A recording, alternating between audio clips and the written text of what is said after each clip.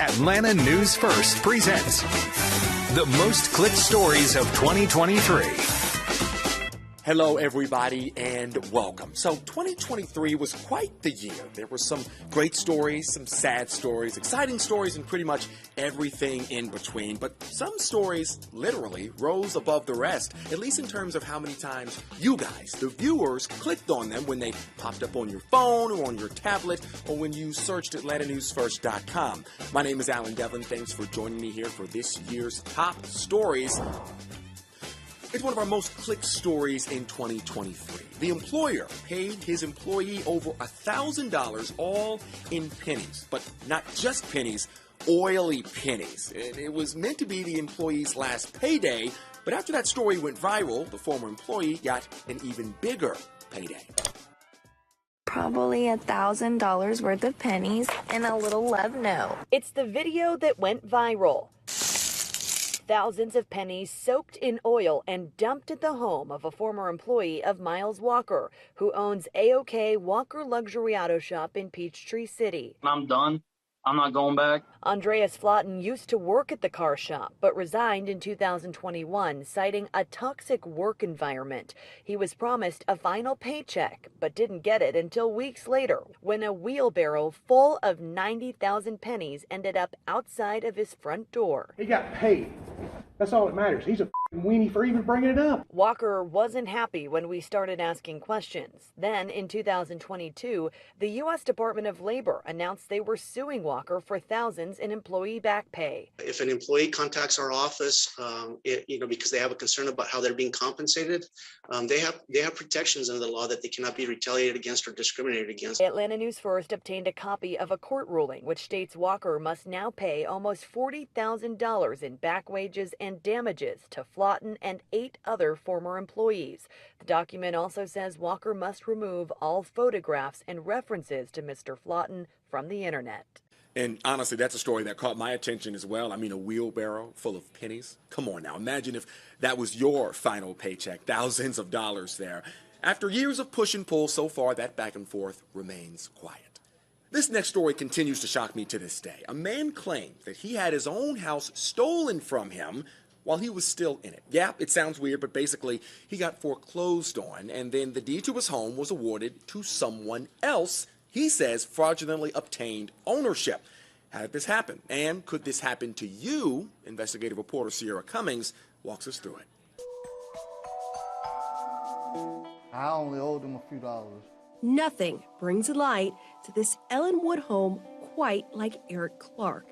Paperwork back and forward. He's been the owner of the DeKalb County property for 20 years. Okay. Until now. He said that he was the new owner. Littered on the table, documents detailed the dilemma. July 2022, a real estate agent left a letter on Eric's front door stating this property has been foreclosed and purchased by Ace Homes, LLC.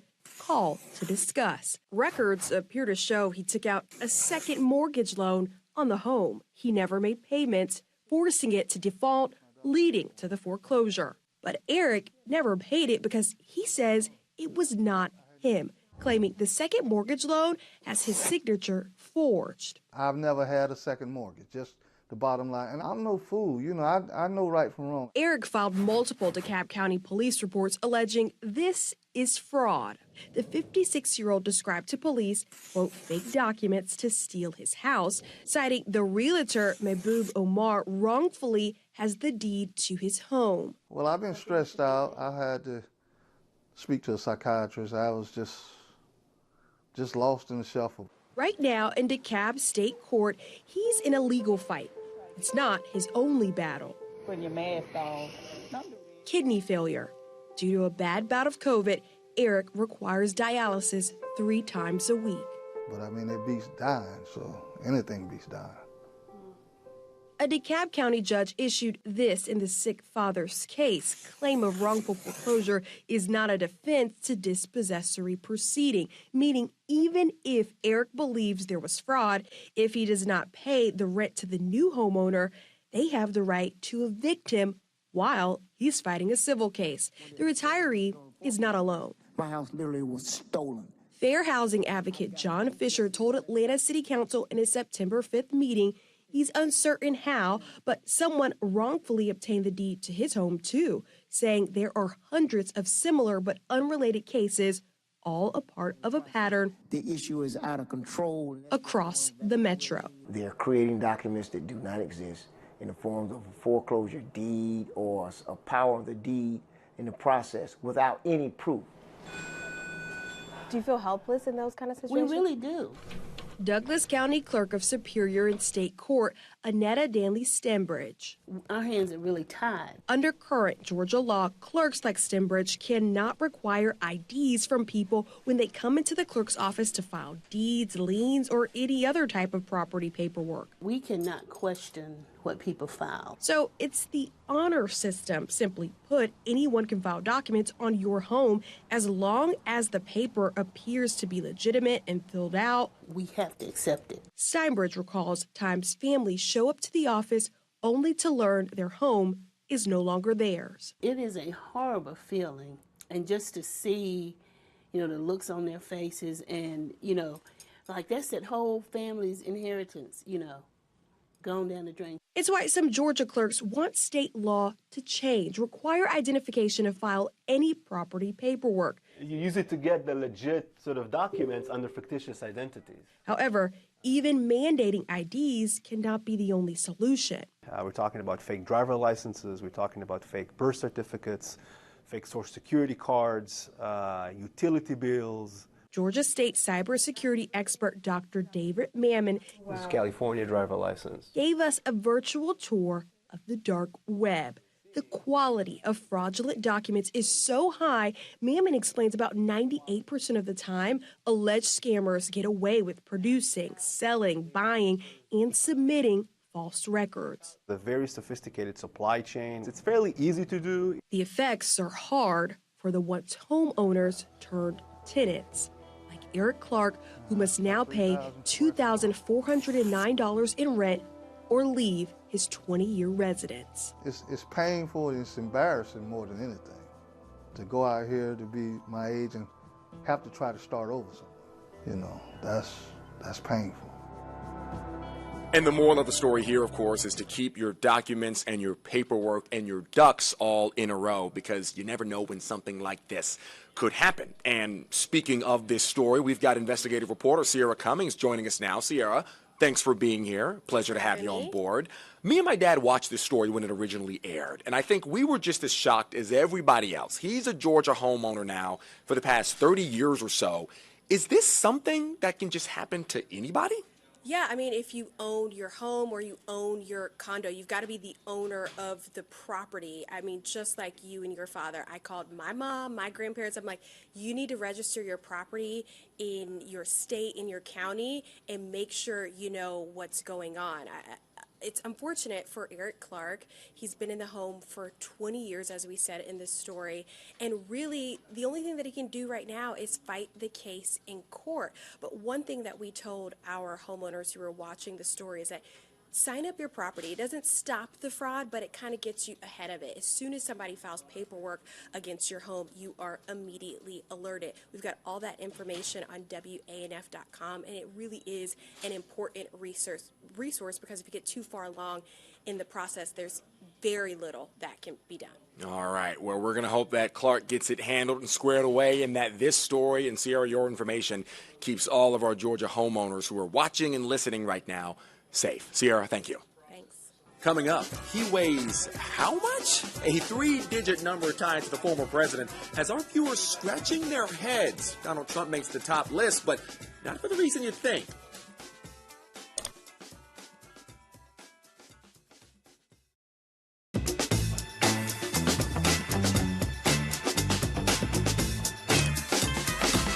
So one of the biggest stories of the year was when Donald Trump was arrested here in Fulton County for election interference dating back to the last campaign. But this is Atlanta News First most clicked, not most significant, and that story didn't make the list that I've got right here on my screen. What did, however, is that 3-digit number that popped up on the scale when the former president was booked.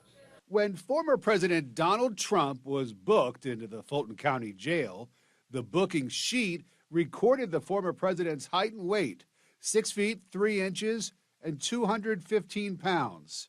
The internet wasn't buying it. Comparing Mr. Trump to other famous figures, especially athletes whose statistics are often listed publicly online. One comparison, Pittsburgh Steelers quarterback Kenny Pickett is 6'3", 220 pounds. And actor Chris Hemsworth was 6'3" and 220 pounds when he played Thor in the classic Marvel films. It is important to note that experts agree this was very likely a self-reported number.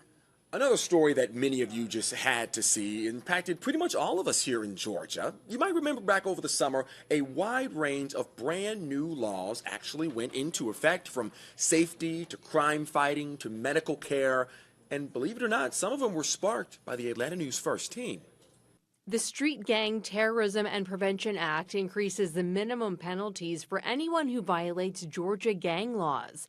Anyone convicted of recruiting a minor into a gang must serve a 10-year sentence under the new law. And the work of our investigative team also led to Senate Bill 133 becoming law. They found the Division of Family and Children Services was housing teens in its offices for weeks or even months. Now the law requires courts to consider the resources available and what's needed for a child before they think about putting them in state custody. Another new law will extend regulations from Georgia's 2005 Smoke-Free Air Act to include anyone caught vaping. So that means anywhere you cannot smoke cigarettes, you now cannot vape. That's any public indoor space with some exceptions, including places like 18 and up bars or that have designated smoking areas. Vaping in restricted areas is now a misdemeanor, punishable by a fine. The Safe Schools Act requires Georgia classrooms to conduct intruder alert drills and to create school safety plans, and schools must report those actions to the Georgia Emergency Management Agency. Parents can opt their children out of the drills. The bill also creates training for teachers to identify gang members in the classroom. The Safer Hospitals Act increases the penalties for assault and battery of healthcare workers on the job and allows hospitals to create their own police forces, similar to campus police departments at colleges and universities. And these laws remain in effect today. No surprise that that's one of our most clicked stories. This next story took off as soon as it aired, no pun intended, and many of you raced to our website for more information. Brendan Keefe spent weeks at the Atlanta airport to follow undercover officers who would randomly search passengers and then confiscate hundreds, sometimes thousands of dollars in cash from their bags and pockets that they were legally allowed to carry. And it's still happening right now at Hartsfield-Jackson.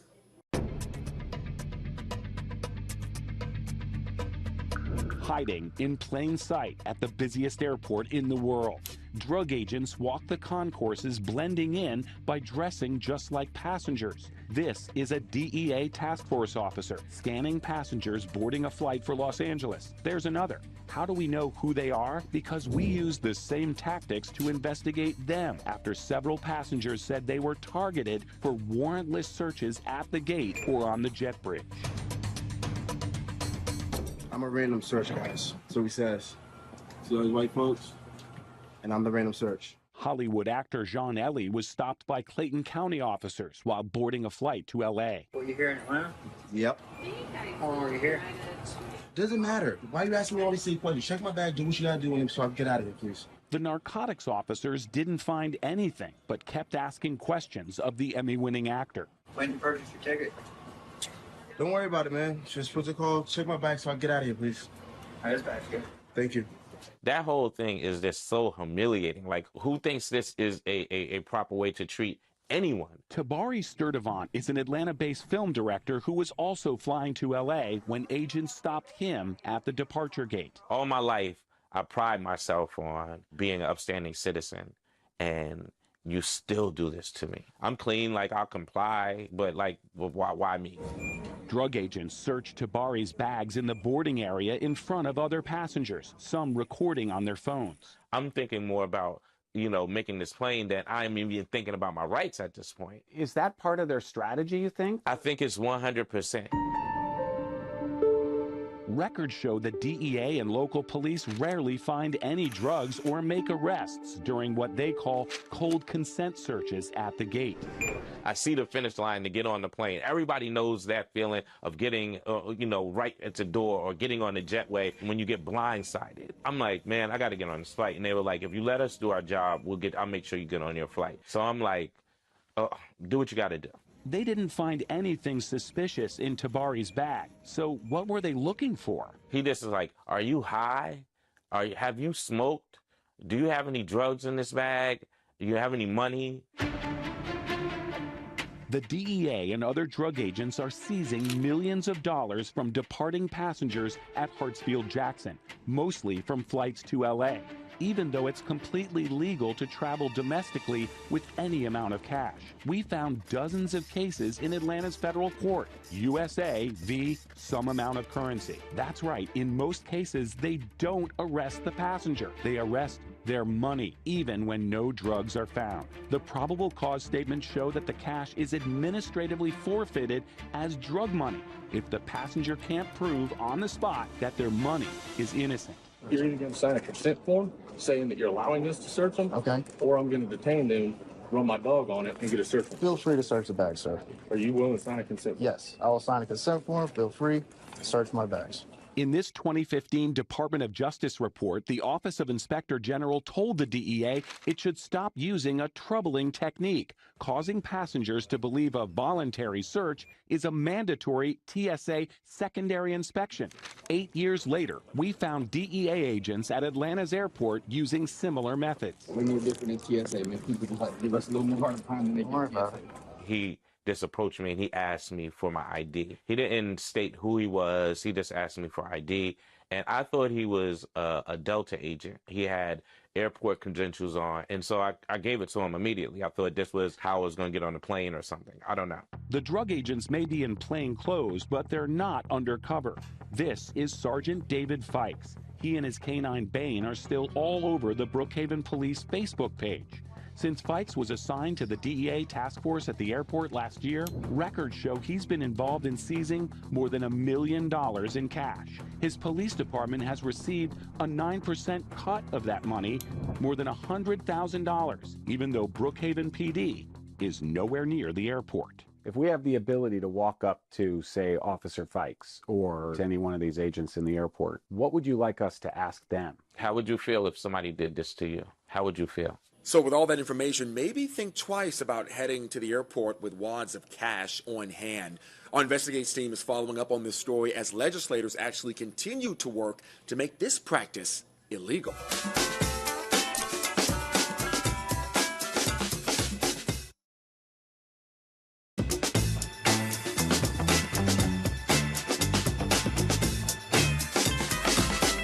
Money, money, money. It's all about the Benjamins. Who doesn't like money, right? Obviously, very few people aren't on board with this next most clicked story of 2023. We all remember this year, this summer, when Governor Brian Kemp surprised us all with a little bit of extra cash in our wallets, thanks to a surplus in the Georgia economy. There was some very happy taxpayers earlier this year when the first round of surplus tax refund checks were sent out to Georgia filers. It allowed for an additional refund of income taxes from 2021. You have to have paid and filed taxes for the prior 2 years to be eligible. Payments were anywhere from $250 to $500. So 2023 happens to be the second year in a row that Governor Kemp has given us that refund. Hopefully, 2 in a row quickly turns to 3 in a row. And last but certainly not least, the request to respectfully close out a tremendous American legacy. Our final most clicked story of 2023 was when a Georgia peanut farmer in his final days asked a Scranton, Pennsylvania man to give his eulogy. Biden says the 39th president asked him to deliver final words after his passing. The president and former president have known each other for decades now. Biden was actually serving his first term in the Senate when he endorsed Carter for the Democratic presidential nomination. That was back in 1976. Carter later returned the favor when he endorsed Biden in 2020, an election that Biden would win. Currently, President Carter is the oldest living U.S. president in history. And 9 months later, former President Jimmy Carter remains in hospice care alongside his wife, Rosalind, down in their Plains, Georgia home. And believe it or not, that's the list. Crazy what people are going to click on these days. All of those stories significant in their own way. Now, the year is almost over, but maybe we'll have another story that'll pop up on our list. Right now, all of these stories and so many others are available on AtlantaNewsFirst.com and across all of our social media platforms. So if you want to see any of them again or anything else that we've done this year, go ahead and head straight to our website. Thanks for joining us here for Top Stories of 2023, the most clicked, the most viral, and everything in between. I'm Alan Devlin. You guys have a great evening.